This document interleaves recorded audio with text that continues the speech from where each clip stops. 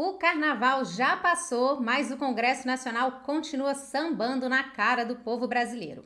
A patifaria da vez é que o Congresso acabou de aprovar um projeto que autoriza nada mais, nada menos que mais uma versão do orçamento secreto. E eu sei que você está sendo bombardeado por notícias sobre emenda parlamentar, suspensão de pagamento de emendas, Flávio Dino, liberação de emenda e por aí vai. Por isso, eu resolvi gravar esse vídeo para você entender de vez esse BO. Mas antes de eu te contar todos os detalhes dessa história, já se inscreve no canal que é para não perder nenhum vídeo meu. Então vamos lá. A primeira coisa que você precisa saber é que o governo tem um orçamento. Esse orçamento é a previsão de quanto o governo vai arrecadar tirando o dinheiro do nosso bolso através dos impostos e como ele vai gastar. Porque, afinal de contas, o governo sabe muito melhor do que você como gastar o seu dinheiro, não é mesmo? Esse orçamento é materializado em uma lei, a Lei Orçamentária. A Constituição Federal autoriza os deputados e senadores a fazerem alterações nessa lei orçamentária. Essas alterações são as chamadas emendas parlamentares, e é através delas que deputados e senadores participam da elaboração do orçamento juntamente com o Poder Executivo. Através das emendas parlamentares, deputados e senadores podem direcionar uma parte do orçamento para as suas bases nos estados e municípios.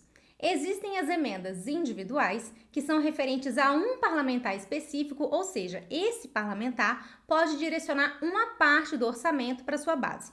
Tem também as emendas de bancadas, que correspondem a um grupo de parlamentares dos estados. E as emendas de comissão, ou seja, os parlamentares que fazem parte de uma comissão também têm acesso à parte do orçamento. Tá entendendo agora por que eles disputam tanto as vagas nas comissões? E dependendo da comissão, a fatia do orçamento é bem grande. Em 2024, por exemplo, a Comissão da Saúde da Câmara dos Deputados ficou com a maior fatia. Acontece que desde 2015 a Constituição Federal vem sendo alterada e os parlamentares estão ganhando cada vez mais controle sobre o orçamento. A Constituição Federal é alterada por meio de emendas constitucionais. E através de algumas dessas alterações da Constituição, o pagamento das emendas parlamentares se tornou impositivo, ou seja, o governo federal passou a ser obrigado a repassar parte do orçamento para o legislativo. E é aqui que começa a história da suspensão e liberação das emendas pelo STF.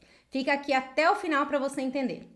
Em agosto de 2024, o PSOL entrou com uma ação no STF para que o STF declarasse a inconstitucionalidade daquelas emendas constitucionais que tornaram obrigatório o pagamento de emendas. Para o PSOL, a Constituição não poderia ter sido alterada para dar mais poder para o Legislativo sobre o orçamento. Segundo o PSOL, essas alterações na Constituição ferem a separação dos poderes e por isso são inconstitucionais.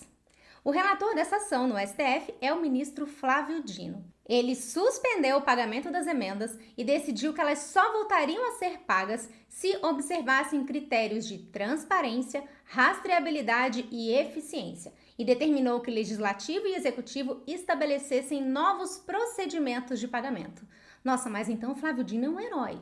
Afinal, quem poderia ser contra transparência, rastreabilidade e eficiência no pagamento de emendas parlamentares? Eu sou super a favor de transparência, gente.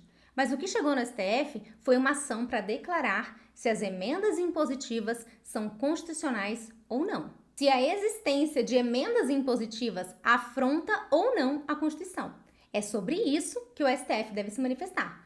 Mas, mais uma vez, o STF avança sobre as competências do Legislativo, que permanece de joelhos. Como os pagamentos de emendas são feitos e quais critérios serão observados é matéria a ser debatida em lei e não em decisão judicial do Supremo. E convenhamos que é bem difícil acreditar que Flávio Dino está preocupado com transparência do repasse das emendas. Ao que parece, ele está empenhado em tirar do Legislativo o controle do orçamento para que assim o Executivo tenha mais poder de barganha. Mas essa história tem mais um capítulo. Em dezembro de 2024, o PSOL entrou com uma nova ação no STF, dizendo dessa vez que havia irregularidades na liberação de pagamento de emendas de comissão, que totalizavam 4,2 bilhões de reais. Segundo o partido, essas emendas não tiveram a devida aprovação prévia e registro em atas pelas comissões. E tem mais.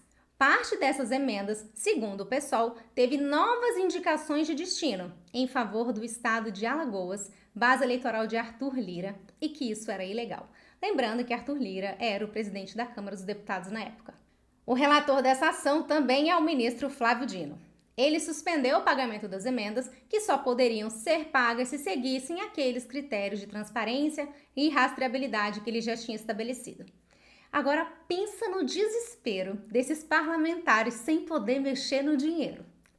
Nessas horas, meus amigos, sai um acordo. O Senado, a Câmara e o Poder Executivo fizeram um acordo com o STF.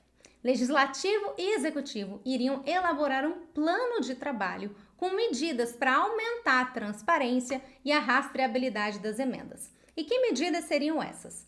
A padronização das informações sobre quem vai receber o dinheiro, como o dinheiro deve ser gasto e o principal, quem é o deputado ou senador que está destinando o dinheiro, ou seja, a identificação dos parlamentares autores das emendas, porque até então esse também era o grande problema. Não se sabia quem era o parlamentar que estava por trás da destinação desses recursos, e é justamente a essa falta de conhecimento sobre quem é o parlamentar que se dá o nome de orçamento secreto. Um parlamentar do Amapá, por exemplo, poderia enviar um recurso de emenda parlamentar de forma secreta para a Bahia, e os seus eleitores nunca iam ficar sabendo que ele, ao invés de destinar os recursos para o próprio estado, ele está gastando dinheiro com outro.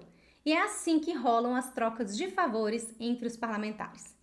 Pois bem, o plano de trabalho foi apresentado, o STF homologou e no dia 13 de março, com os parlamentares alegres, felizes e contentes, o Congresso Nacional foi aprovar um projeto para finalmente liberar as emendas. E o que vocês acham que eles fizeram? Eles aprovaram um texto que, veja só, não exige que o parlamentar, autor da emenda, seja revelado.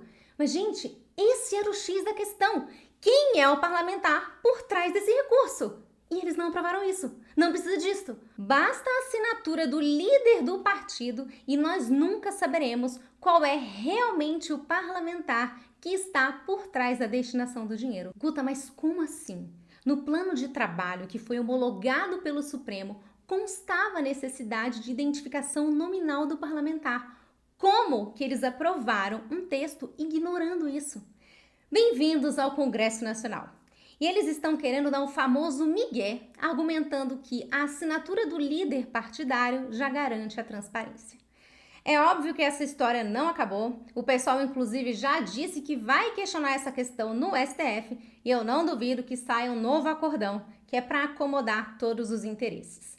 A votação do projeto foi nominal, ou seja, dá para saber quem votou a favor de mais essa sambada na sua cara. Basta clicar no link que está na descrição desse vídeo. E aqui vai um spoiler. Apenas 3 senadores e 33 deputados votaram contra. Mas onde entra você nessa história? Olha, os parlamentares que votaram a favor desse projeto não chegaram no Congresso de disco voador. Alguém votou neles. E 2026 está logo ali. E muitos deles vão tentar a reeleição. Comece a acompanhar como os deputados e senadores do seu estado estão votando as questões cruciais para o país.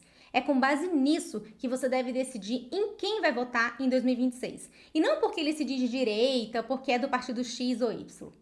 Se você, assim como eu, fica indignado com esse tipo de coisa, curte e compartilhe esse vídeo para mais pessoas saberem o que os políticos realmente estão fazendo em Brasília.